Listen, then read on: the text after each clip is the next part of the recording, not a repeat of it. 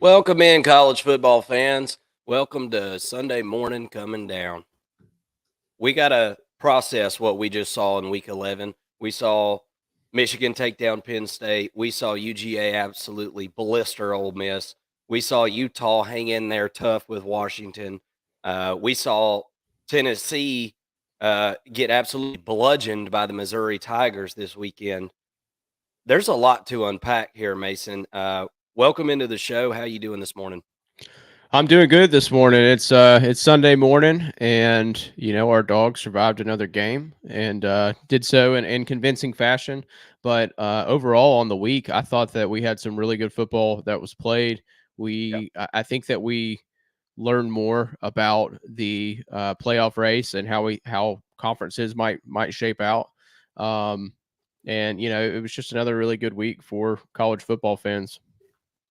Oh man, it was a viewer's delight this weekend. I mean, the 12 o'clock hour was a little bit lame, but it was still, there was a big game going on.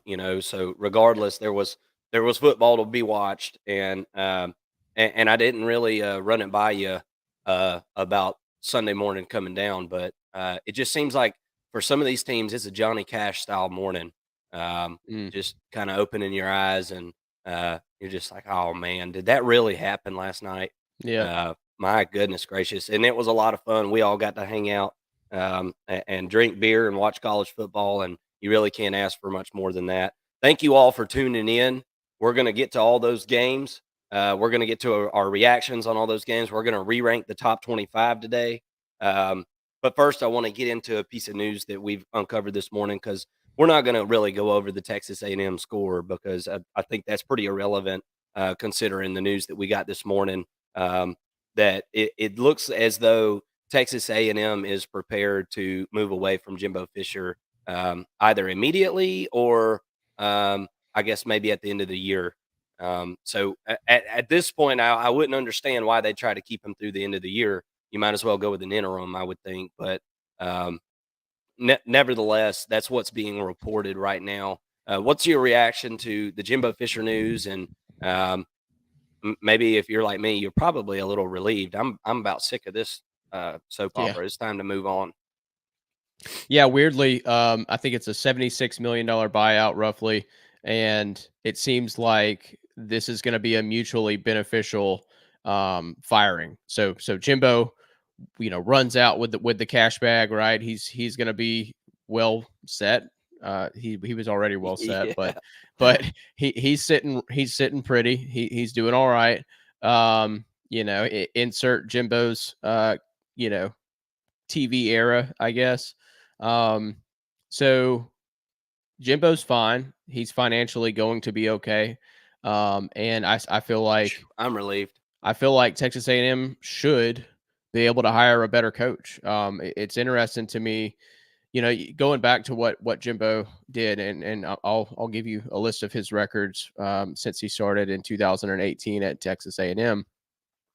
But he went 9-4, 8-5, 9-1. That was the year they went to the Orange Bowl in the COVID year in 2020. 8-4 last year, 5-7, and right now he's 6-4. Yeah. By Texas A&M standards, that's not good enough. Compared to what they did historically, it was a step back from what Kevin Sumlin did in his first 5+ seasons, 6 seasons. And the thing is that makes it so significant is not that they took a step back, it's how much they paid to take a step back. That they forked over a ton of money. They basically just backed the freaking ATM truck up to his house and Mhm. unloaded, and it did not amount to anything other than some really good talent. Now he's amassed a strong roster from a talent perspective. So can they go out and get a coach that can literally step in and with the right coaching can be in a national championship contention? You know, in year one maybe, but especially by year two, you're not going to have a whole lot to do to turn this around. It should be a very sought after position, not just from a financial aspect, but from a championship aspect. So Right. I'm anxious to know your thoughts, Mark, and I'll let you kind of react a little bit more to this. But do you have any coaches at the forefront of your mind as to who they would go after? Well, um, not yet. I mean, look, obviously, I think you need to go with somebody regional there that's got some kind of footprint in Texas. I think it's obviously very important for Texas A&M to be able to recruit that area. And hey, recruiting wasn't the issue. Jimbo brought in a lot of talent. Now he had a lot of trouble controlling their locker room and all Hmm. the personalities that came along with the 5 stars and, I think that's one thing that people really don't think about, and I think that's really where Jimbo had most of his issues is, had a hard time keeping his team's head right. So, with all this being said, I mean, a 45-25 record is not gonna get it. Um, you know, he competed against some of the best teams in the country every year, though, and it really never amounted to anything, like you said, for Texas A&M. All that investment, Yeah. it really didn't amount to anything for them. So it's back to the drawing board. I think you got to find somebody local, man, and I don't know who that is. I'm sure that some candidates are going to become apparent in the coming days, but for now, um, you know, we got signing day, Mason, in like a month and a half. Hmm. A month, whatever. Yeah. All these recruits that they've got, lined up, I mean, they're all questioning coming to Texas A&M at this point, so somebody's gotta get in there and do damage control immediately, Yeah. otherwise, it's going to be a washout over there. Um, let's move into the games. Jimbo needed to go, so, Yeah. this was something that needed to be done. It's been talked about for a little bit. Texas A&M fans kept saying they had the money. Well, I guess they did have the money. So congratulations, you just blew like $100 million in a couple years or whatever it is. So let's get into these games, man. Let's start off with the Michigan at Penn State game. This was the noon marquee matchup, Fox noon kickoff, all that good stuff. Um, and we haven't had a chance to talk about the Jim Harbaugh situation since really everything broke. Hmm. So we'll kind of dive into that, but let's talk about the game real quick first. More of the same from Penn State. We see more of the same, and I've heard a lot of people saying, "Well, James Franklin can't win these games. He just can't win these games." And I don't put this on James Franklin necessarily. I mean, look, James Franklin wins the games he's supposed to win, and he typically loses the games that he's not favored to win. Yeah. I mean, and I don't, so you can't call him overrated, because he does exactly what he's rated to do. Um, and he's up against the two best teams in that conference every year. Now, with all that being said, offensively, man, Penn State is very hard to watch. Don't take any chances. I mean, they finally started to take chances when they absolutely had to at the end of the game, and it paid off several times. Yeah. But early in this game, man, it's just like some of the most conservative approaches to offense, and I just you don't give yourself a chance to win that way, and especially against a team like Michigan, who, I mean, was able to put a halt on the run game after the first few drives of the game, and then ended up just giving up on the pass game completely on their side and bringing in extra big bodies and just piling it down Penn State's throat. Hmm. Um, Penn State's defense is obviously taking a step up from last year. They gave up 412 yards on the ground to Michigan last year.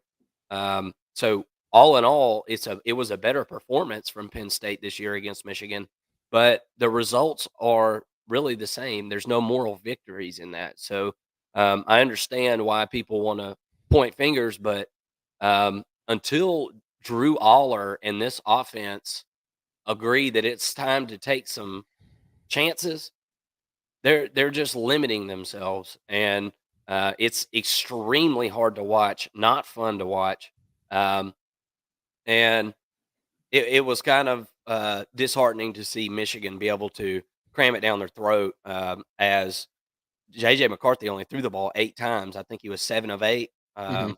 for the day, and um, with all that being said, Michigan's got a really good defense. Michigan has a really good offensive line. Okay. They've got really good running backs, but it seems like Michigan and Penn State are kind of one and the same, where it doesn't seem like Michigan's got a downfield threat at this point. They basically went into like running a triple option in this game. So I'm wondering in that Ohio State and Michigan matchup that's coming up, and we're not going to break that down today, but um, I'm wondering if Ohio State doesn't have an advantage in the fact that they've got Maserati Marv. Mhm. They've got the one player in the game that can stretch the field. Um, Michigan's going to have success running the football; they're very good at it. But I think Ohio State will be able to stop them enough to be in that game and have a chance for Maserati Marv to prove why he's a first round wide receiver and give Kyle McCord a chance to redeem himself. So this game, I walked away from Penn State feeling the exact same way that I did going into it, and we got to see Michigan a little bit more, and it's an interesting team. They're very unique, and the way that they just went into that offensive mode of we're just going to cram it down your throat was pretty eye opening. What did you think about the game? Yeah, I think that you're 100% correct in that we didn't learn anything new about Penn State from this game. No, Um, I thought that Drew Aller was slightly better than he was against Ohio State, and most of that came with his legs. I thought that he did some good things on the ground. He had 10 rushes for 49 yards. Not a bad day for a quarterback, and he I did think run the that ball well. He I did. think that he showed some improvement by when his first maybe he would get to his second read. When those weren't there, he'd run the ball. He'd step up and run the ball. And I think that gave Michigan some fits. They were able to extend some some drives. On third and fourth down, and Aller kind of used his legs there. I thought he showed some fire, and that was good to see. But ultimately, he's just not where he needs to be right now for Penn State to be the playoff contender that we had kind of thought that they were for a long time. And that they defensively though did show up, and I was impressed. Other than the fact that they knew Michigan was running the football and they weren't able to stop it. They were loading the box. They were given a lot of different blitz packages and doing some things really well. They'd line up six guys on the line of scrimmage, and then they would bring four on the edges and then drop two linebackers in the middle. So they were getting really creative with a lot of their packages, and that was that was good to see. And it was just a good defensive showing in general. But to your point, Mark, JJ McCarthy had one pass attempt in the second half, and that was negated by a penalty. So on the stat sheet, he shows 0 for 0 in the second half. Which is wild. I mean, they literally said, "Hey," and people have been asking, is Michigan just not showing anything, on film offensively, or do they just not have it? I mean, this game was close enough. I felt like if they had it, they would have went with it, in the passing game, and we didn't see that. So it's interesting. I think that we have more questions about Michigan than we did before, and I don't think that we learned a whole lot from Penn State. They did some good things on the ground, but I think for Penn State at this point, they're pretty much just playing for a New Year's Six bowl. Yeah. Well, it was an odd decision. I feel like um, to just bring in the heavies. I mean, they were bringing in defensive tackles to come in and block. Um, just a weird time to do something like that, right? Because the game was close, and but I guess they just felt like that would gave them the best chance to win, and that kind of gives you a glimpse at the personality of this Michigan team. Dude, they're stubborn. Michigan as a university is just like they are committed to being a rebel.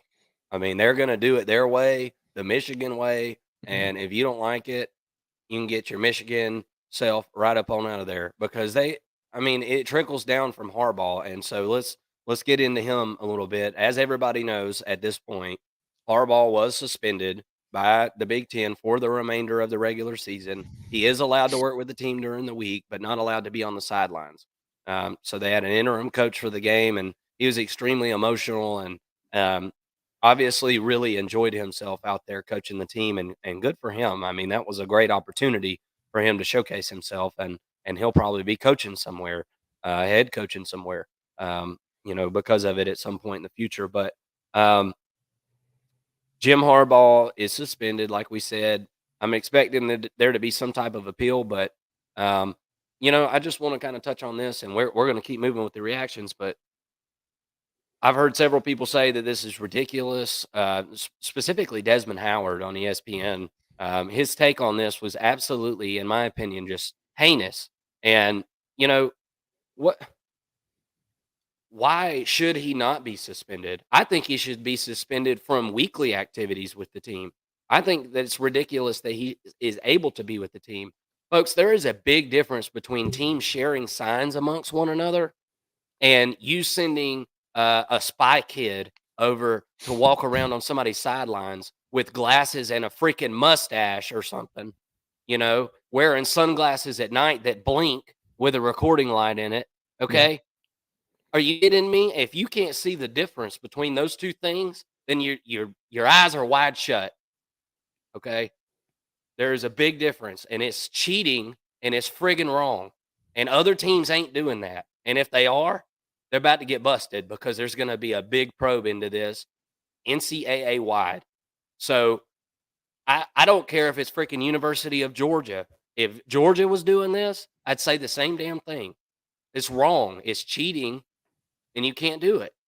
And Michigan broke those rules, and they're going to pay the piper for it. And I'm glad that the Big Ten stepped up and did something because we all know the NCAA is impotent. They can't do anything. So it's going to be 3 years, but all these wins are going to be vacated. All that type of stuff, and that's why I don't think Michigan should be allowed in the college football playoff because it's tainted, man. There's an asterisk. Why are we going to give a trophy to a team that cheated to win it? Um, so I'm trying not to get off into a big tangent on that, but I mean, golly, it really pisses you off whenever somebody comes in and cheats like that, and then their response is, "Yeah, but so and so shared their signs." That doesn't matter. Coaches talk on the phone every week. What are your thoughts on the Harbaugh thing? And before my blood pressure gets too high. No, I think you pretty much covered it, man. Look, J- I don't agree, like you said, that they should be allowed in the playoffs. The thing that bothers me though is the players. The players suffer from this, and that's why I'm kind of like against keeping them out of the playoffs and things like that because I don't feel like it's right for the players who are really good. There's a lot of NFL talent. They've done what they needed to do. They had players stay, this year to play and go play for a championship, and it's just unfortunate for them if anything were to come down as far as like a playoff ban or anything like that, which I don't think we'll see.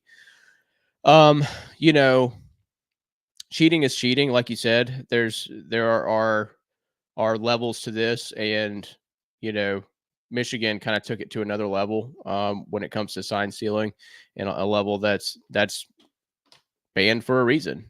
Coaches are allowed to share signs and they're allowed to talk, and that's all fine and good, but you can't send someone over to another game and scout your opponent, that way. That's not cool. So that's the issue that I've had with it.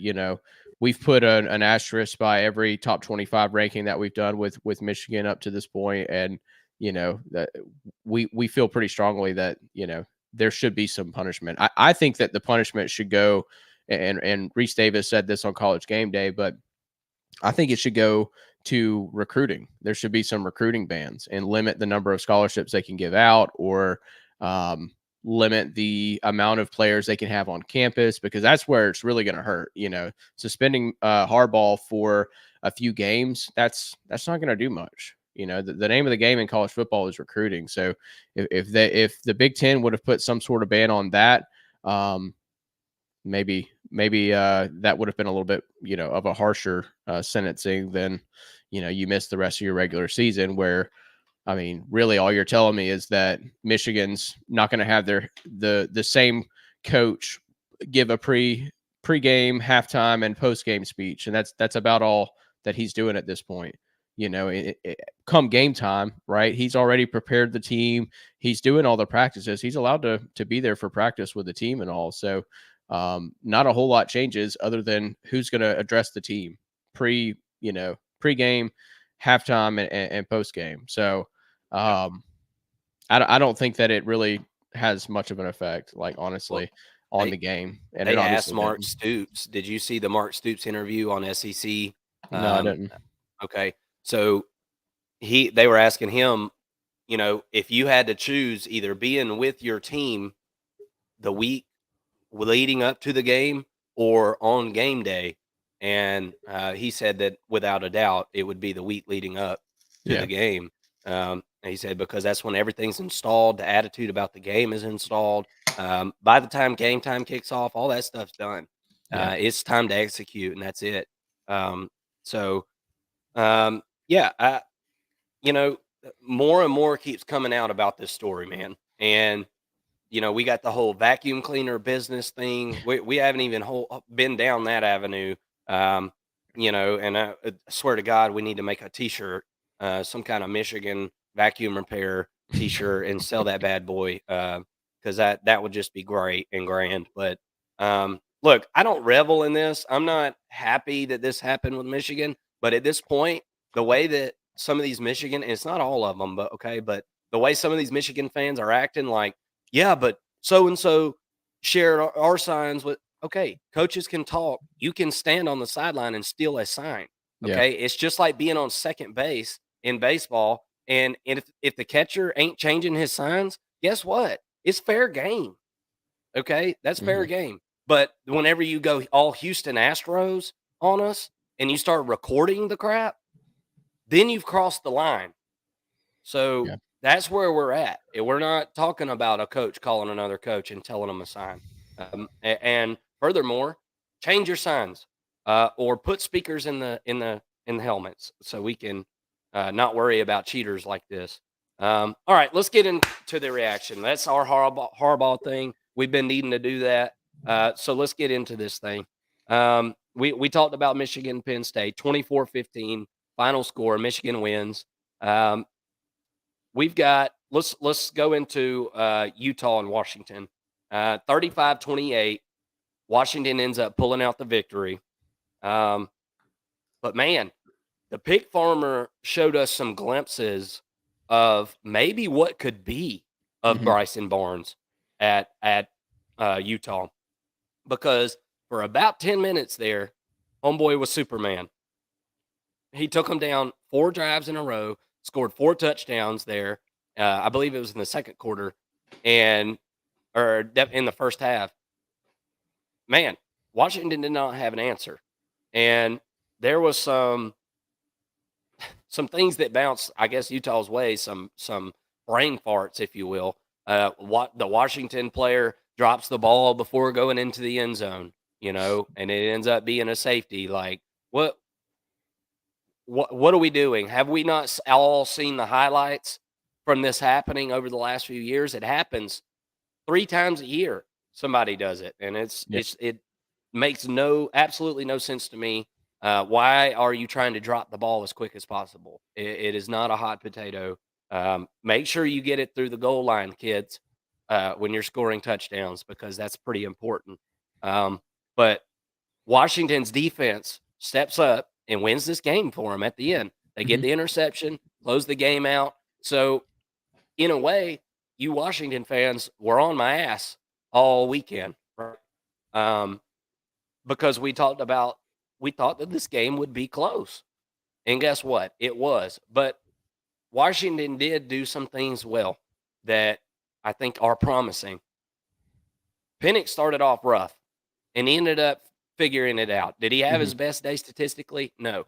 But by the end of the game, he had figured it out. Made some very impressive throws, had to have them, okay, under pressure. So big deal there. Good for Michael Penix. Um, and Dylan Johnson was able to help Washington run the football. And I really, I said that Washington has had issues running the ball at times, and they have. And you can directly correlate their worst games with not running the football good. Well, they ran it good Saturday, and I think that's why they won this game. Yep. And the fact that they were able to mostly stop the run, Utah was not able to run the ball. So, and I think if Utah is able to consistently run the football in this game, I think they win. So, yet again in football, it comes back to running the football and stopping the run. It's football 101. It's been that way for 100 years.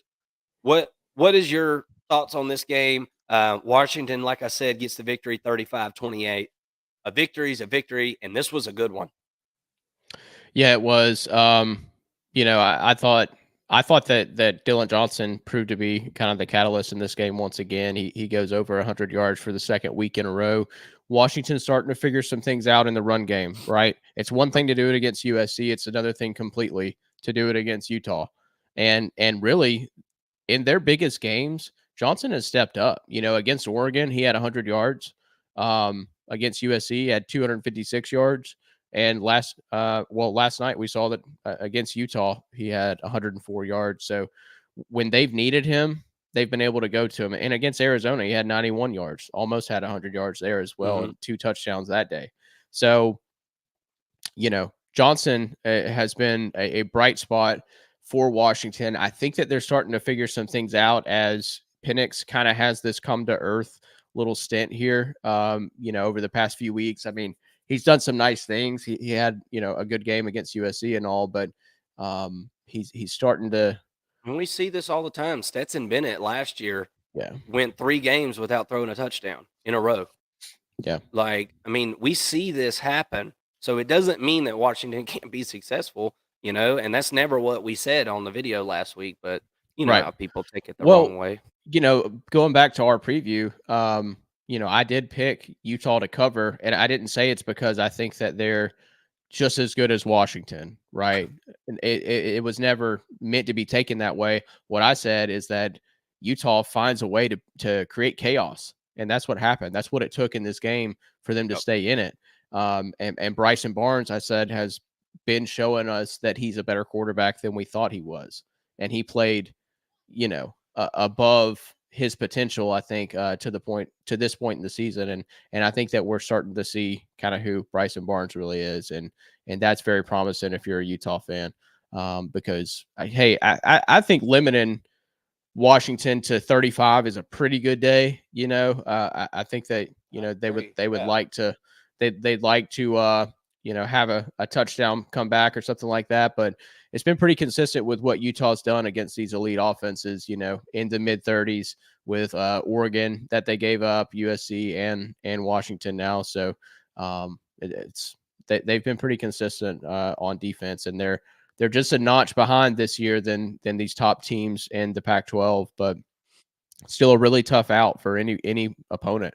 There's nothing to hang your heads if you're a Utah fan. I think that Bryson Barnes is proving to be pretty promising, and we talked about this last night, Mark. But if Cam Rising comes back, which I assume that he will, is he going to have a spot with Utah, or is he going to need to transfer out and go play somewhere else? And maybe he takes a step up, and One of them's transferring out, that's right. That's right. Because Bryson right? Barnes, the pig farmer, is doing the dang thing. It'd be, how fitting would it be if he goes and transfers to Arkansas? Right. as a pig farmer goes and plays for the Razorbacks.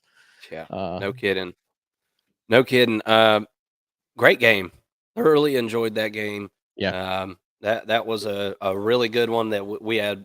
One of the 5 TVs we had going was on that one the whole time, and um, a really lot of really points early. A lot of points early. It was turning into yeah. freaking. It looked like Washington USC off the bat. I'm like, what the heck is going on? Utah's defense needs to get some stops. It just came a little bit too late, I think, where they started figuring some things out. Yeah. Yeah, who would have thought the Utah Washington game would be about the same score as the USC Oregon game? Right. Um, I wouldn't, I didn't, obviously, and we'll get to that game in a minute. But let's go to Tennessee at Missouri. Shoo! Tennessee got pushed off the ball, Mason. There's not a whole lot Uh, to talk about here, y'all. there's really not. We're gonna go through some of Uh, these numbers. So if you're a Tennessee fan, just bear with me because it don't get no easier this week either. So I hope you're not of the faint of heart. But Missouri has 530 total yards, 255 yards rushing. Um, your boy Cody Schrader just shredded this defense. I mean, in every way imaginable. We, I mean, we were kind of concerned about Missouri's offensive production because we knew that Luther Burden was not feeling 100% after that Georgia game. And he did have 4 receptions for 26 yards. So, I mean, he was out there, but probably more of as a decoy than anything. Cody Schrader has 5 receptions for 116 yards. That's receptions, y'all, not rushes. 35 rushes for 205 yards. Um, this man was responsible for 40 plays on offense at running back. yep. And uh, my gosh, did he deliver? Great story if you haven't heard the story about Cody Schrader. I mean, this guy was a walk on. So, it goes to show you that what what hard work and dedication can do because they say he is the hardest working player on the team. And it really shows. Look, this Missouri Tennessee game reminded me a lot of the Florida Tennessee game when Florida just went down there and absolutely beat the brakes off of Tennessee. Didn't make a lot of sense to me at the time, but um, now it does. Yeah. Because this game looked pretty much identical to that. Um, Missouri is a good football team, man. Brady Cook started this game off rough. They had a nice drive going down the field to start the game. Brady Cook throws in a double coverage in the middle of the field, throws an interception. I said, damn. And I bet on Tennessee, but I said, damn, here we go. Brady Cook, ever since he set that record, it's like he throws an interception or two every week. Yeah. Um, but he got it out of the way early, and he didn't do it again. And he threw for 275 yards on 18 of 24 passing for a touchdown, and that said interception. Yeah, Tennessee is done. Missouri is going to be playing in a New Year's Six bowl because I believe. Let's look at their schedule. I think they've got Florida coming up, right? Um, Uh, so they got Florida coming up this week, and then they've got yep. Arkansas to end the year.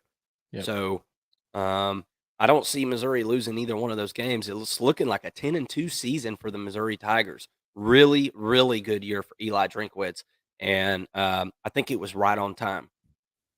Yeah. I think, you look at that LSU game and they were really in that game. They were in it with Georgia too. I mean, I'm not going to say that they weren't, but Georgia had a chance to go on to go down and score a touchdown late, and backed off. So that game could have been a little bit more lopsided than it was. But LSU, you go back in circle, and it's like, man, couple more stops. Ball bounces their way a couple more times, and they're 11-1, and with wins over LSU and Tennessee, Kansas State. Probably going to be Florida. Yeah, Big Florida. year for Missouri. That would have been like borderline, and playing Georgia close. You'd wonder if they would make the playoffs if some things went their way. Had they not lost that game to LSU, which I think if LSU and Missouri were to play today, that Missouri would win that. which is unfortunate. I think that Missouri's gotten better as LSU's kind of remained the same. But going back to this game, I mean, passing wise, I thought both teams did a pretty nice job. They were both at 267 and 275 yards. Each quarterback had a touchdown and an interception. No real advantage in the passing game. But what was most surprising is the rushing attack for Missouri, as it just completely outpaced Tennessee's rushing attack or rushing defense as well. Tennessee was known for running the football and Not really known yesterday. for stopping the football, and Missouri shut them down, and they ran all over them and absolutely throttled the Tennessee Vols. This game was over early in the second half. It seemed like even though the score was only 13-7 at halftime, you just felt like Missouri was doing what they needed to do to win this game, and that definitely showed in the third quarter. They outscored them 9-0, and then really laid it on late, 14-0 in the fourth quarter. And Tennessee, I think, just kind of lost its will in that game. I'm wondering now what type of Tennessee team we get next week against Georgia. Georgia's got to go to Neyland, and Tennessee is going to be looking to play upset. But we'll be breaking that game down here tomorrow as well. And I'm just wondering, how much quit does Tennessee have in them? Um, Yep. that could be an interesting piece to follow there. Yeah, absolutely. I Tennessee is two different teams on the road and at home. They did get off the schneid with a road victory. I can't remember who it was a couple weeks ago, but if you look at Heupel's career, their home and away splits are crazy. Mm-hmm. So it really is Jekyll and Hyde with this team. I mean, we've seen the very worst of them, and we've seen the very best of them. That first half against Alabama, Tennessee looked amazing, and then we see, um, you know, them shove a plate and take a crap on it right in the middle of the field against Florida and Missouri. So, um, no, I don't think anybody thought that this was going to be Heupel's best team or as good as last year, but Yeah. pretty disappointing outcome yesterday, and pretty poor effort, really, in what we talked about, running the ball and stopping the run. It was both of those things take maximum effort. That's why they're so hard to do. It takes maximum effort and um, synchronization of the offense to be able to do those things and the defense. So didn't show that Saturday. Congrats to Missouri, looking like a 10-2 season. We'll watch them the next couple of weeks and watch them finish up. Let's go to Athens, Georgia, baby, and let's talk about them Georgia Bulldogs. The Bulldogs put it on the Rebels pretty rough. Um, and look, this was a good game. For a little bit there. Teams were trading blows. It seemed like Ole Miss, when they juked, Georgia jived, and they just got right down the field and scored a couple times and made it look like it was going to be a day that Kirby Smart was going to be really frustrated with the defense, and then all of a sudden something clicked, man. And I don't know if they ran out of scripted plays. Uh, or what happened, but there were very clearly adjustments made, and Georgia ends up winning this thing 52-17. Um, and I'll pull up some of the stats here on this game, and we'll look at Mr. Carson Beck. But before we do that, I mean, third down efficiency, Georgia was 5 of 8. Ole Miss only 6 of 15. I mean, there's your game stat right there. And Yeah. not to mention, we talk about it all the time. These coaches making boneheaded decisions. You know, Ole Miss didn't even give Georgia a chance really to make mistakes in this game. I didn't feel like they didn't slow them down enough to see if they could make them make a mistake. Going for it on fourth down whenever you have no reason to do so. Um, you know, have some faith in your defense. Punt the ball, okay, and make Georgia drive the length of the field. But instead, you set them up with a short field early in the game. We knew going into this one, we talked about it as the game was going on. If Georgia gets 2 stops, they win. Mhm. I mean, in worst case scenario, if Georgia gets 2 stops, they win because Ole Miss ain't going to stop them, and they didn't. Other than on really one drive where there was a tip pass that was intercepted at the end of the half, it amounted to nothing. Yep. So Georgia cruises here. Carson Beck, we've talked about it a little bit.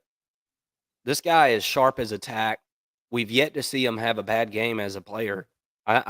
He's so cool and calm back there, never gets flustered, had all day. The offensive line played amazing this weekend. Just had all day to pick the defense apart. And let's see how many yards Mr. Beck had. He was 18 of 25 for 306, another 300-yard game for Carson Beck. This puts him right there, top 5 in passing in the nation as far as yards go. He's really freaking good, man. This is a first round type talent that we're watching, I think, and maybe sooner rather than later. What did you think about the game and Carson Beck's performance? And we got to see Brock Bowers perhaps score his last touchdown in Sanford Stadium for his career. So that was a very awesome moment. I think maybe that's why they tried to get him back in this game and get him a touchdown here. I think that was kind of the thought process whenever he got hurt was how can we get this guy back out on the field before the season's over, because I seriously doubt that he's coming back to Athens for another year Yeah. with the money he's going to have offered to him. Yeah, and speaking of Bowers, while we're on that topic, I don't know if you saw this, but after the game, Kirby was asked about Bowers and him playing and all that, and he said that Bowers told him, hey coach, I had some agents reach out to me, and they said that I shouldn't play in this game and that I shouldn't play for Georgia anymore and focus on the NFL draft, and that just pissed me off. It makes me want to go out there and play even more. And he said, needless to say, none of them will be my agent. None of those that reached out to me. So Wow. it's pretty interesting, and hearing the inner workings of how kind of that relationship works with agents and players. I thought it was interesting. And look, Brock Bowers is a specimen. He is unlike anybody else in college football, I think, right now, and it showed. He had 3 catches, was it 34 yards and a touchdown. Nothing crazy, but he looked good out there, and he had some good blocks. He played, I think, the majority of the snaps. At least at the first he Didn't was look out like there. he just had tightrope surgery. No drop off really at all. They didn't need him a whole lot. I think that they wanted to limit his exposure to high risk, situations and plays. I saw And him with some they didn't really need good him. blocks, though. Yeah. Yeah. He did have some really good blocks, but Georgia and Carson did a good job of spreading the ball around. No receiver had more than 4 catches for Georgia, and they had 9 players with a reception. So they really just distributed the ball well and used all their resources. They didn't just have to go to Brock Bowers. And then Kendall Milton had one heck of a game. 9 carries, 127 yards, and 2 touchdowns, a career high for him. And they really got all the running backs involved. They had 5 different running backs get a carry in this game. Yeah. So that was pretty impressive. And look, this was just a route. We told you that this was going to happen. Ole Miss's defense was not going to be able to stop Georgia. Georgia had 1 punt on the day and 1 interception, and those were the only times that they didn't go down and score the football or score a touchdown or a field goal. And Ole Miss had to punt 3 times and had 4 times and had an interception and a turnover on downs. Yep. So that was the difference in the game. I mean, I thought that UGA played a complete game. They look like the number 1 team in the country right now. I know that's where I've got them, and I'm anxious to see as we unveil our top 25 ranking before the AP does and before the college football playoffs. I'm anxious to see where they end up. Yeah. I was super impressed with Javon Bullard in this game too. Yep. The man is a physical specimen, loves contact, loves physicality. Um, if I'm a opposing team, that is one of the scariest dudes on the field. You just don't know what he's about to do. He might bait you into a deep throw and run over there and pick your ass off, or he may bait you into throwing below him and just absolutely crack back in somebody. You don't know what this guy's going to do. Absolute animal on defense. A lot of fun to watch last night. Georgia has 2 sacks, 5 tackles for loss. Um, Defense played very well, Yep. especially after making those adjustments. And That was and they, impressive. one thing that we talked about in our breakdown was Ole Miss's defense and their ability to rush the passer. Georgia gave up no sacks in this game. No tackles for a loss. Yeah. They were not disruptive. Prior to this game, Ole Miss was 10th in the country in their basically their havoc rate and getting to the passer on over 9% of their snaps, and Georgia just shut them down. So huge credit to their offensive line, who's getting healthier. They got Amarius Mims back, and they're starting to Georgia as a whole is just starting to get healthy, and it's showing. Yeah. Yep, absolutely. Again, Georgia wins 52-17 total butt whooping of the Ole Miss Rebels, and Georgia will be going on the road next week to play Tennessee, and we'll be breaking that game down. Um, and it looks like Georgia is firing on all cylinders right now.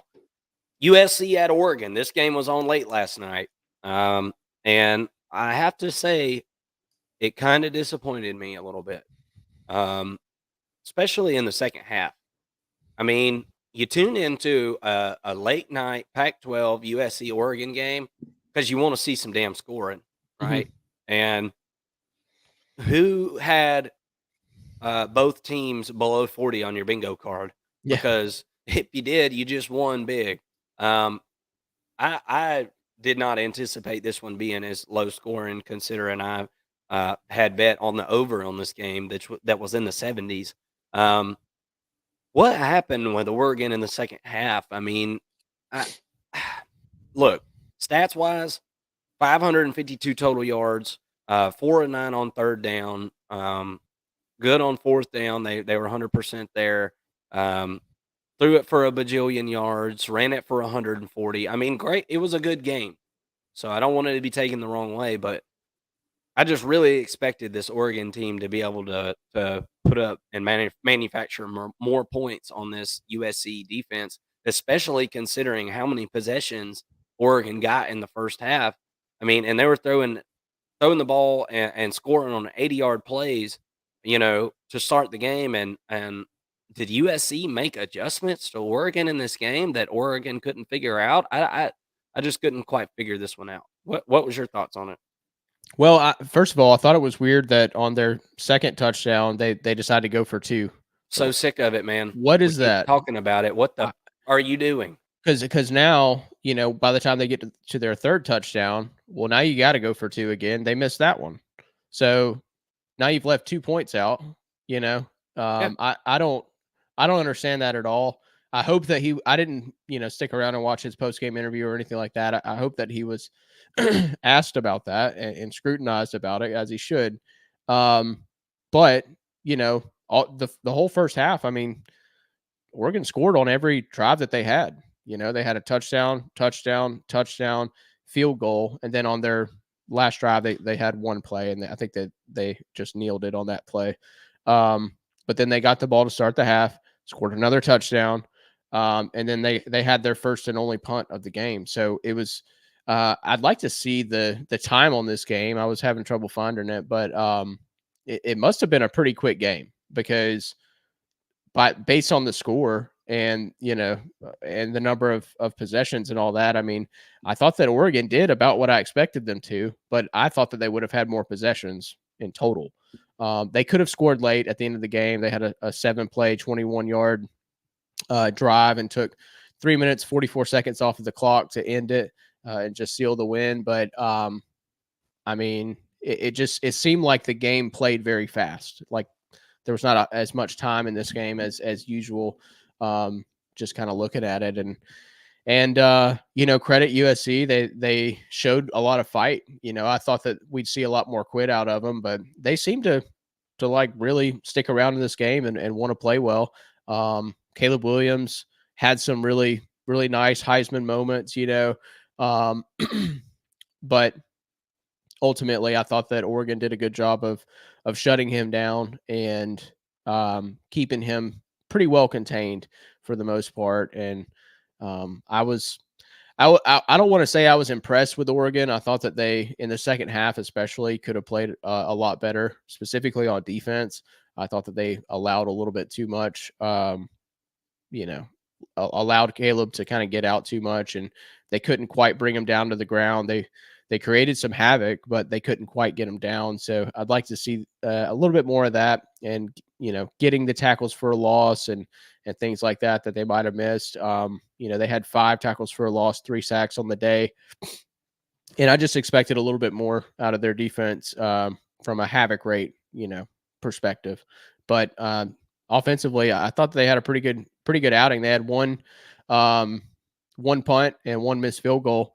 Every other drive they scored. So not a terrible day really. I think that we all expected them to have more possessions, and maybe that's why the score wasn't as high as people thought it would be. Yeah, well, and now I look at time of possession, and it was almost dead even. Yeah. USC 29 minutes and 18 seconds, and Oregon, that obviously leaves them 30 minutes and 42 seconds. But and I think that is part of it. But Oregon had the yards. I don't think they capitalized when at all times they didn't execute. I saw several drops in the game. I would have anticipated maybe a little better running the football against USC. 31 attempts for 140 yards is not like unbelievable or earth shattering. So I don't know, man. I this one left a little bit to be desired for me as far as Oregon goes. Haven't a lot of USC's games been like this though? Even when like they won it, or like the Notre Dame game, we talked about how just like kind of unfun it was to watch that game. Yeah, And I feel like we've seen that a lot with USC. Even in the higher scoring games, it feels like it's just not a very fun game to watch. yeah, I don't know how to explain that. It just something about watching USC play is not exciting to me. I don't yeah. know. Yeah, well, this was not my favorite Oregon performance. Um, like I said, left a little bit to be desired for me, but nonetheless, they get the victory by 11. Did not cover the spread there. Um, Cost me a couple bets. I was pretty surprised on that one. Maybe that's why I'm so sour about it. I don't know. But I expected more out of Oregon. Um, we'll touch on this game for a minute, and we just got like a few more that we'll just kind of touch on real quick. Not big games, and not all necessarily games that have an impact on a conference race. Although this one could have impact the Big 12 race. Oklahoma State at UCF.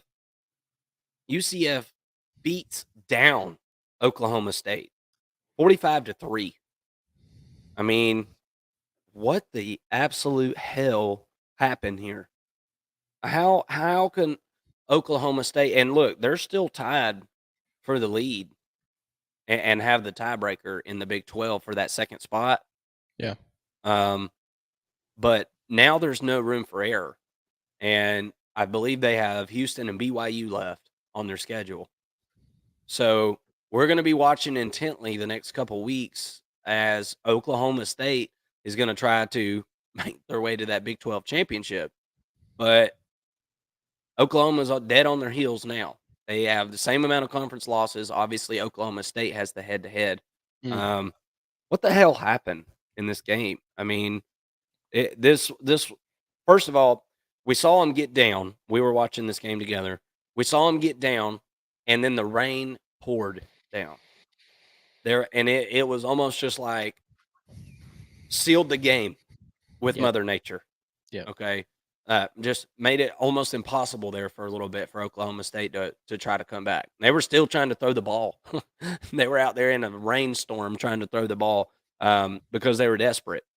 What what was your thoughts on this game and the Oklahoma State Cowboys struggling in this game?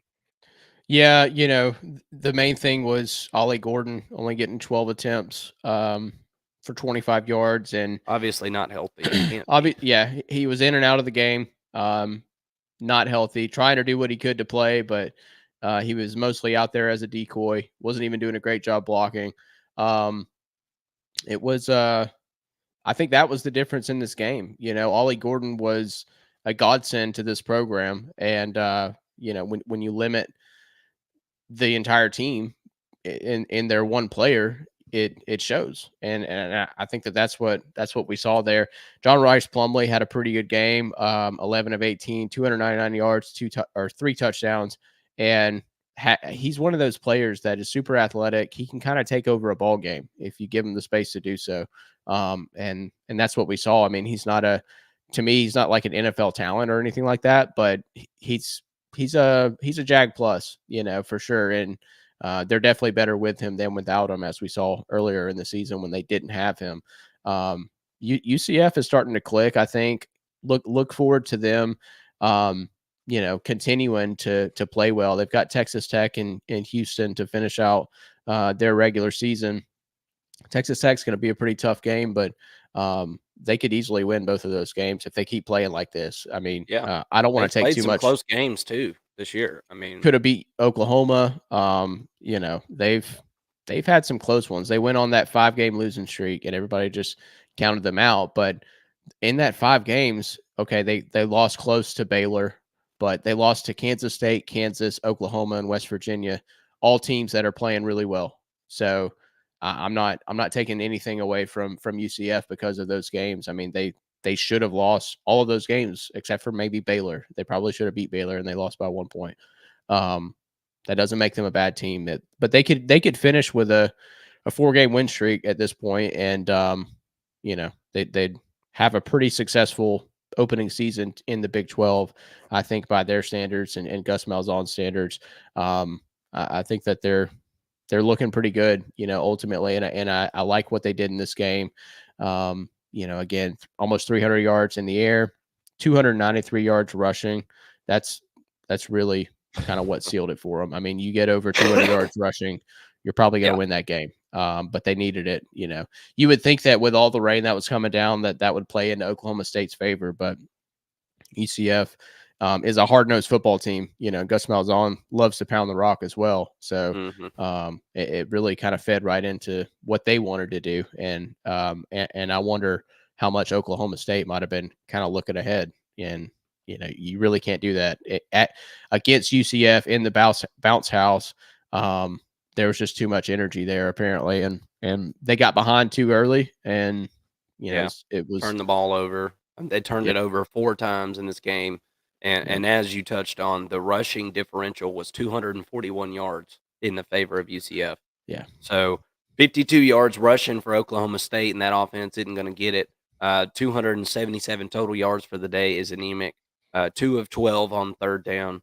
I mean, you can point at pretty much this whole stat sheet, um, and I mean, gosh, UCF averaged 15.7 yards per pass. Mm-hmm. I mean, that's unbelievable. So, um, gonna have to watch Oklahoma State. Like I said, they've got Houston and BYU. Maybe I can't remember if it's in that order, but I know that's the 2 that they've got left. Gonna Yep. have to watch closely because if they slip up, then that's gonna slide Oklahoma right back up in there as Kansas lost to Texas Tech this week, 16-13. Jason Bean doesn't play. We don't have to really get Mm-hmm. into that one because Kansas is out It's of a the great game though. I did stick around and watch that one. Man, that was a fun game. yeah. I will say real quick before we pass over it. So, um, you know, Kansas, Kansas is looking to score, and man, so they're looking to score, and then you know, hold on one second. Texas Tech ends up they call a timeout, and Kansas has got like 36 seconds left on the clock or something like that. And they call a timeout, Texas Tech does. And the commentators are like, what the heck? What are they doing calling a timeout? It gives them another play. And what they were doing is they were saying, hey, we know that they're going to score. We need to hold them to a field goal. and get the ball back and have a chance to go down and kick a field goal, win this game. And that's exactly what happened. It was pretty masterful coaching class from Texas Tech, and what they were able to do. It was pretty awesome. But that was probably the best game of the noon slate as far as like just a competitive game. It was pretty thrilling and fun to watch. I wish that Bean played in this game because I had the Jayhawks to cover by, I think it was 2.5 points, and had Bean played, I think that they win this game pretty easily. Yeah. Yeah, I agree. And we were both on Kansas as far as betting purposes in this game. The line goes. So disappointing to not see Bean play. The Kansas is on their third string quarterback. Pretty unlucky season for Lance Leipold and the Kansas Jayhawks as far as the quarterback position goes. I'm going to quickly touch on this one because we had history made as Daniels has a record-breaking day and leads LSU to a 52-35 win over Florida.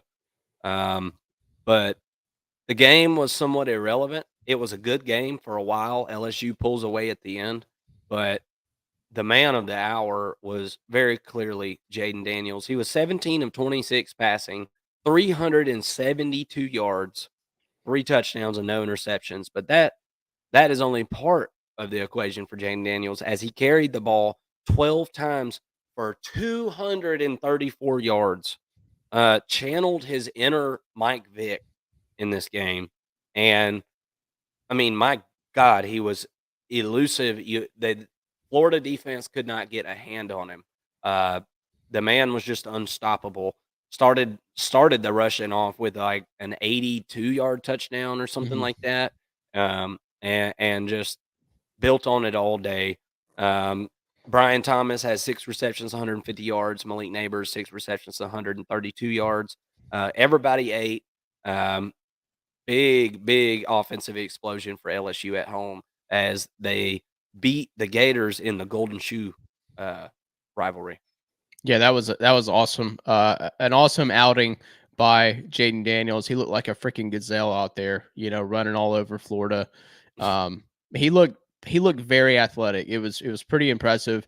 I was apprehensive as to how he would perform in this game. I thought there was a good chance that Nussmeier gets a lot of snaps, considering that Jaden Daniels went out with seemingly a concussion against Alabama. I didn't know what we'd see from Jaden, and obviously he feels fine. So he had his best game like ever. It was the best, most complete, dominating performance that we've seen from a quarterback all season long, and probably ever, realistically, if you look at both sides of the football, what he was able to do.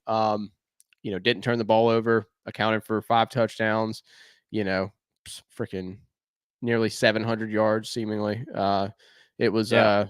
it was really impressive what he was able to do, and one that he'll remember forever. But yeah, not much to take away from this game. Graham Mertz on the other side played pretty well too. I mean, he had 311 yards, Yeah. which isn't saying much against an LSU defense that can't really stop much. They can't stop a freaking nosebleed. So, Yeah. but I think that the takeaway is, hey, LSU and this offense, man, they are fun to watch. They are a fun, electric offense. And when I mentioned USC not being that great to watch, like LSU is every bit as good as anybody on offense to watch. Now all that's left to do is see LSU play Notre Dame, right? Right. In the bowl season. I mean, that's really all I ask of LSU at this point. But look, realistically, in my mind, Jaden Daniels deserves the Heisman. Okay. I don't care about the team's record. This isn't, I know what the award has turned into. It's a stats award for the best player on the best team. That's what it's really turned into over the years. But if we're actually saying who's the best performer in the college football season, the best player, it's Jaden Daniels, dude. The season that he has put together is absolutely remarkable. It is Joe Burrow-esque. Yeah. Okay. He is among that guy as having one of the best seasons ever statistically. And it ain't Jaden Daniels' fault that this defense is pitiful. It's not his fault.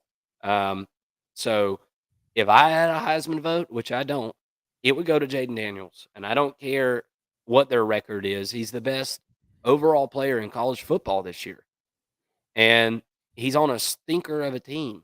Mhm. Uh, you know, and so that's really unfortunate for him and probably will rob him of a trophy that he would that he deserves, I think, Yeah. in my opinion. And not gonna get it because of that team's lack of defense. Um, so we got Florida LSU out of the way. Let's just go through some of these scores real quick. Because some of these uh we don't need talking about, but we just got to keep an eye on them. West Virginia at Oklahoma. Oklahoma takes care of business 59-20. Um, Ended up being really important that they took care of business in this game because you never know what this Oklahoma State team is about to do Yeah. in the next couple weeks. So Oklahoma keeps their pace, does what they need to do. Um, Arizona at Colorado. Arizona squeaks a game out against Colorado. Didn't fully understand this one. Um, I Colorado just showed up to play, I guess. The recipe for beating Colorado has been, you know, getting after Colorado's quarterback and running the football against their defense. And Arizona, I guess, couldn't quite figure that out. Duke at North Carolina in the I am trying to get this game up bowl. Um, North Carolina ends up winning 47-45 in double overtime. And Tulane survives the scare 24-22. And the last game, and we're going to talk about Virginia at Louisville. This one came on Friday or Thursday. I think it was on Friday. Um, Louisville squeaks it out against a really bad Virginia team. Virginia has a big third quarter, and Louisville figures out a way to get the ball, really running the ball at the end of the game and winning that sucker. Yeah. You got any comments on any of those? Well, I'm going to add one more. Miami 20, Florida State 27. Yeah. This was a close game, and Florida No, State Florida had a State chance to playing a lose close it. game. I know it. It's hard to believe they're the number 5 team in the country. But number 4, I guess, based off the CFP. But probably not after this week. So, but yeah, another close game. We've been telling y'all for a while now, several weeks, that Florida State is the worst undefeated team that's left, and they really showed it, and they might still sneak into the playoffs, but that the ACC is known to kind of cannibalize itself, and being a weaker conference, you kind of have to come out undefeated. So we'll see. We'll see. They definitely look beatable. I think that Florida might have a chance of beating them at the end of the year. So just keep an eye on that. We're 2 weeks away from that game. Yeah. Well, and for anybody watching, if we missed anything this week that you thought was noteworthy, shoot us a comment in the comment section, and we'll talk about it. We're very apt to respond in the comment section, and we will respond accordingly. So feel free to do that. Give us a like, hit subscribe, all that good stuff, so that way you know when we got the content coming your way. Let's get into our re-ranking of the top 25. Um, this we're getting down to the nitty gritty. Okay, it's time. It was nut cutting time for several teams like Ole Miss and Penn State, um, and nuts have been cut. Let's see what the top 25 says. We've got both of ours averaged together. And so down here at the bottom, we got Fresno State, we got Air Force, Liberty, Kansas State, Notre Dame. Not much to say about that. Liberty, Air Force, and Fresno State, you can thank some of these Power Five teams for crapping the bed and working their way out of the top 25, honestly. But hey, good seasons for each of these teams. Liberty stays undefeated this weekend. Hugh Freeze left behind a pretty good product there. Um, Notre Dame and Kansas State float around. Kansas State gets another big victory this past weekend. And by big, I mean on the scoreboard, not really a big game. So that's our 21 through 25. You got any comments on those? Kansas State had a huge game against Baylor, put up almost 60 points. They won 59-25. I think 25 is a little bit too much to give up to Baylor, but Baylor was able to get a lot of like drives for some reason. It wasn't there weren't a whole lot of just like long touchdowns and weird plays. Like they kind of sustained some drives, which is a little bit weird for Kansas State and their defense to be giving up drives like that. But you know, outside of that, I don't really have anything to add to those bottom five. Was Notre Dame on a bye this week? Am I They missing must that? have been. I didn't I see think them. I think they played week 0, so They this may did. have been their second bye. Yeah, they So, played in Ireland to start the yep, year. yep. Yep. So I'm sitting here looking at the Big 12 standings, just uh, because of Kansas State. I was looking at, but so you've got Oklahoma State, Oklahoma, Kansas State, and Iowa State, all with a 5-2 conference record. So we got a knot going on there, and I don't really know how that is going to work out because I'm trying to think of the tiebreakers here. I'm gonna have to go untie that knot whenever we get off air because I'm not sure.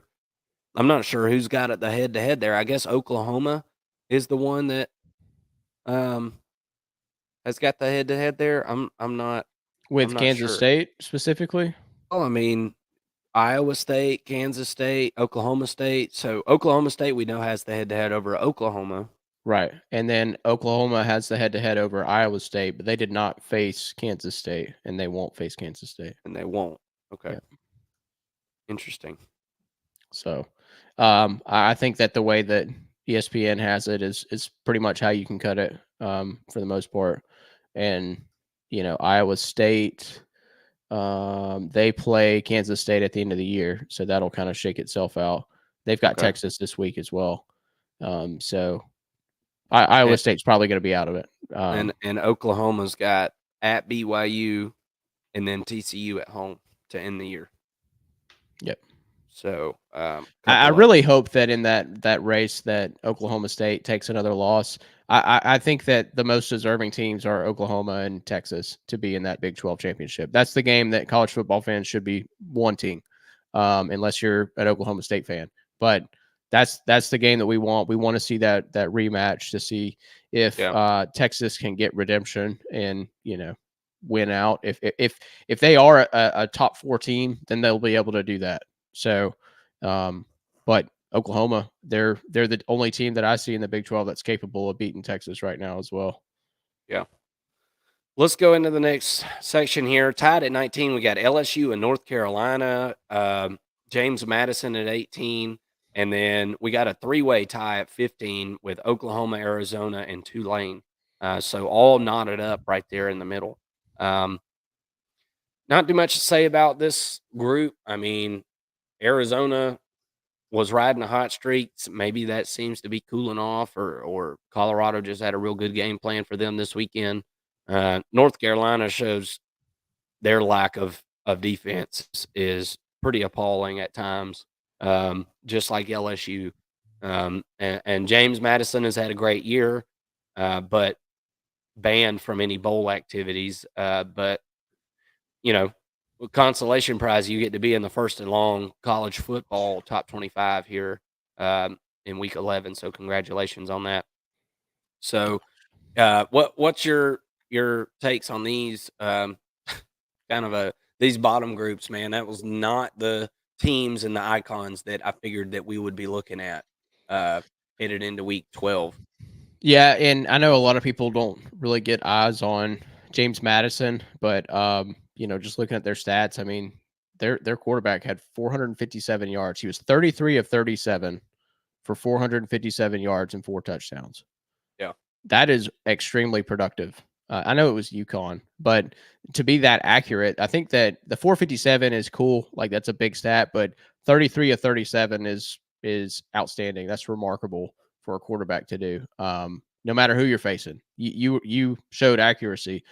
So I think that's pretty a pretty telling sign of a good quarterback. And their JMU's not a slouch of a team, and they deserve to be in the top 25, whether they're 10-0 or not. I think that they're just a pretty well equipped team. Um, Yep. and North Carolina escapes Duke, like you mentioned. That was one heck of a game, double overtime win. I'd love to see LSU and North Carolina in a bowl game. I think that'd be a really fun one to watch. No And kidding. then, yeah, Arizona, the best of this bunch, had a struggled with Prime and the traveling circus show, but that happens a lot, and I think that Arizona is still deserving of a top 15 sort of ranking. Yeah, absolutely. And we said that Oklahoma's tied for 15. We didn't talk about them, but there they are tied at 15. Utah 14, 13 Ole Miss, 12 Penn State, 11 Oregon State. Oregon State gets a big win. Um, Oklahoma gets a big win, and then those three middle teams there are losers. But they lost the teams that are ranked above them, so it's kind of hard to drop them way down whenever they're losing to you know top 5 teams in the country, top 10 teams in the country. Yeah. So Penn State, we know what their faults are, but they are a great defense. Ole Miss, not a great defense, but a pretty good offense, I think. Um, Utah kind of coming into form a little bit, figuring the offense out as the year goes on. But we know how strong they are defensively and upon the lines of scrimmage. So this group, while it does contain three of the losers from this week, we can't penalize those losers too much because of who they lost to. What do you think about this group? Yeah, it is kind of just the group of teams that with They Ole they Miss got their and nuts cut. We said it was yeah, nut cutting week. yeah, This yeah, was the nut cutties. yep. And you can make an argument that Oklahoma is better than Ole Miss or Penn State realistically. I think that for two lost teams like these are kind of interchangeable. I think that Oregon State's kind of where I draw the line and say like, hey, they've got to be in the top 11 at least. You could probably swap Missouri and Oregon State, in some way, and I'd be fine with that. But yeah, ultimately these are really good teams that are kind of pushing for one of those New Year's Six games. Yep, absolutely. Tied at number 9, we got the Missouri Tigers off of a big win over Tennessee. And also tied at ninth, we've got Louisville coming off of a huge win over Virginia. No, I'm just kidding. But not, It's I close. wouldn't say a convincing win over Virginia, but They a had to win come back. nonetheless. So Yeah. Yeah, that was interesting as they were up 14 to nothing at halftime. So both mhm. teams had to come back in this game. Oregon at number 8 after a good performance. Alabama at number 7, we did not even talk about their game, but they absolutely beat the ever living crap out of Kentucky. Um, Kentucky could not figure out how to defend Alabama in this game whatsoever. Yeah, And Florida State is at 6. Um, did they move down in our ranking a little bit? Looks like they moved down. yeah, they did. And me and Mason agree. Out of the undefeated teams, we think that Florida State is the worst. Actually, I think Texas would beat Florida State as well. So uh, there we got Florida State at 6 after the Miami game this weekend. 27-20, they won against a really shat Miami team. What do you think about this group? Yeah, I mean, it's tough to have Florida State below Texas just because of the records. But it makes sense. I mean, from a power rating perspective, I don't think anybody is putting Florida State ahead of Texas. They're really not putting Florida State ahead of Alabama or Oregon as well. They should probably, from a power rating perspective and based off their record right now, realistically, they should be right around that 8 spot. And but that's not what we do. They deserve to be in the top 6, top 5, somewhere around there, just based off a record and what they've been able to do. I think that Alabama might be the best team of this bunch, just given what we've seen from them. And Jalen Milroe accounted for, I believe it was another 6 touchdowns. I think he had 3 in the air and 3 on the ground. So a really dominant performance by Milroe once again. And then Oregon they look like, one of the most complete teams in the country, regardless of conference. I think that of that bunch, those are the two that I circle and say like probably have the best shot at making the playoffs. Just from a power rating perspective. Yeah. Yep. And then we get into the top 5. Texas at number 5, Michigan at 4, Washington at 3, Ohio State at 2, Georgia at 1. Texas flirted with disaster a little bit, but they gave up a 20-point lead that they had in that game against TCU. Look, I'd be lying if I said I was overly impressed by Texas at this point, but I know what potential they've got. I know what talent they've got. Um, this is a good Texas team, and I think they're in good shape to win their conference and go to the college football playoff, just as good a shape as any. Michigan, I wish they weren't in here. I don't think they should be allowed in the playoff, personally, but it is what it is. They are going to be allowed to be in the playoff, and they have a formidable team.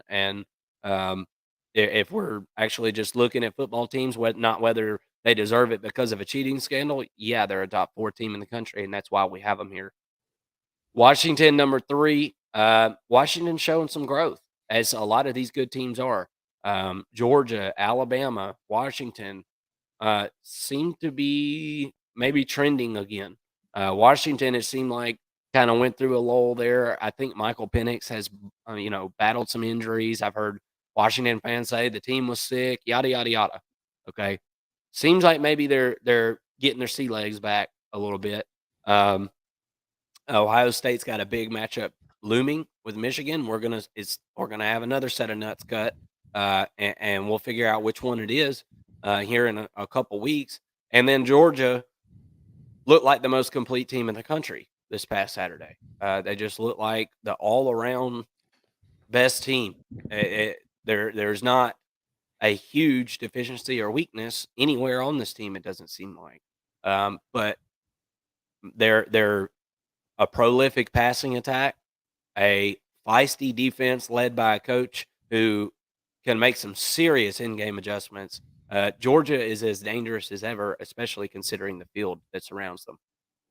I agree, and starting with Texas, isn't it weird how like it seems like they have the same identity that they've always had, but they just have better players, so they tend to win games that in seasons past they would have lost. Like they would have blown this lead, last year, Yeah. but this year because Quinn Ewers came back. I mean, they would have lost this game if Quinn Ewers doesn't come back. I'm quite confident.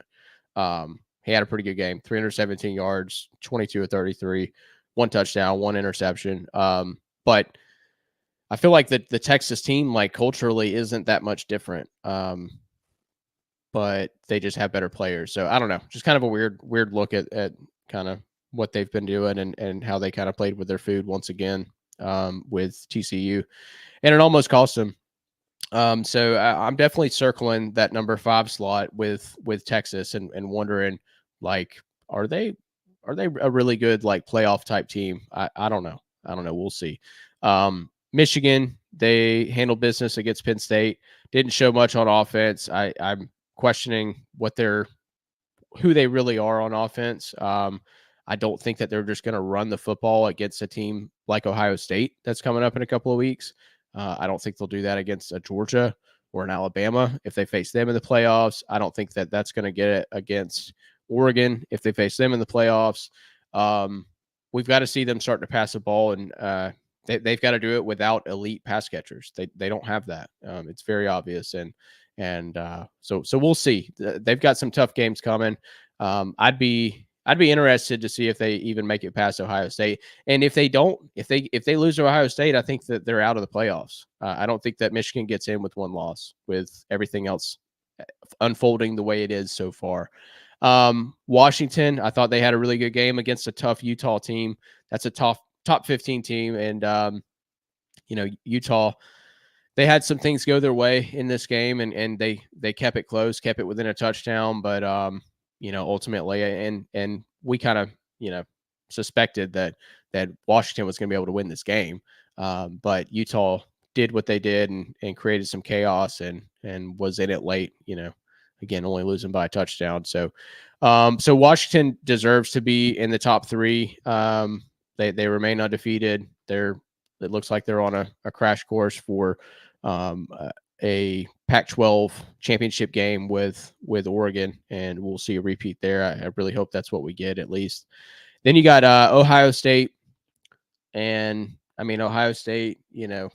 They dismantled Michigan State this week. There's a really bad Michigan State team, y'all. So there's not too much to glean from that.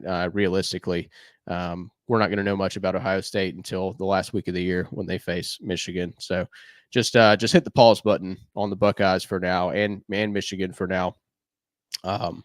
And we'll see what happens in week 13. But then you got Georgia. They just absolutely throttled the Rebels this week and looked like the most complete team.